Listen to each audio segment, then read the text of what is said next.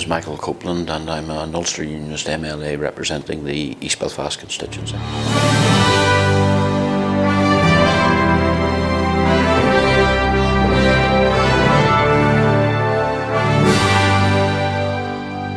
I must confess I had never ever heard of NCB, let alone the Young National Children's Bureau, until a guy who's connected with it started coming to volunteer in this office for us, and he very kindly asked me would I become involved, and I asked him what the project was, and he said it was an examination by young people of young people's perceptions of sectarianism.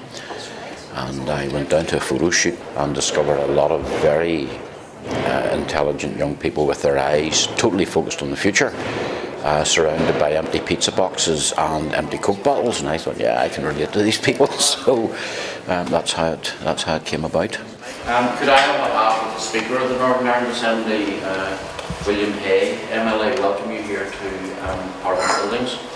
The biggest eye-opener was the day, given their age and given their, I suppose, limited experience of life in terms of years, we're able to produce for practically nothing in terms of cost a document that would have taken the Northern Ireland Civil Service or any government department months and months and months to produce and cost tens if not hundreds of thousands of pounds.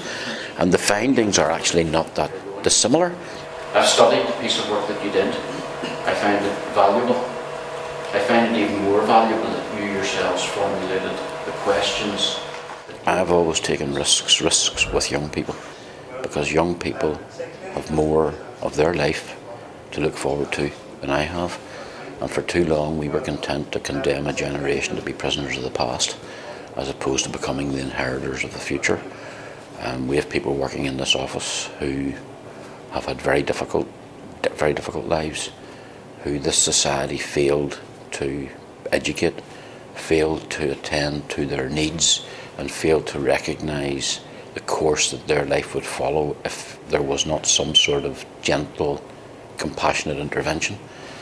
So young people, for me, are extremely important. Young people want more cross-community stuff in schools. The young people who are involved in it will, in the future, I would think, extend that sense of responsibility and citizenship into the rest of their lives, and if they achieve nothing more than that, then it's an excellent thing. Really what we ask of them is to help us inform our work and influence the way our projects go. So Stormont is process driven, and the lifeblood of politics is doing things. I'm more interested in the outcomes. NCB has produced an outcome, and this place does not produce a lot of outcomes. I would suggest that they continue to aspire to discover their own horizons, to set their own questions and to demand answers. This place, in my view, is far too remote from the opinions of society in general, never mind the opinions of young people. And young people have attitudes that make some of the views put forward here sound as if they're coming from dinosaurs.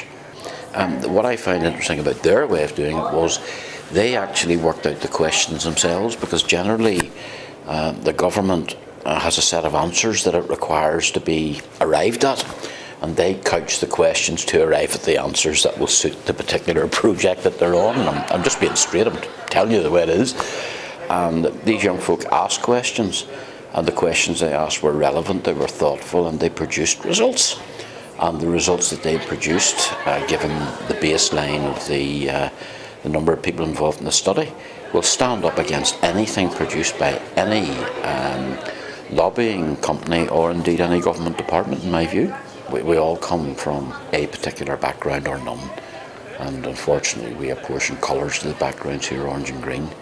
Because you're from an orange background doesn't mean you can't have friends from a green background. And the things that divide us, by which we define ourselves, are much, much less important than the things that unite us, and that's building a society with a place for everyone. Everybody's valuable, and the only place that people are truly equal is the grave and the ballot box.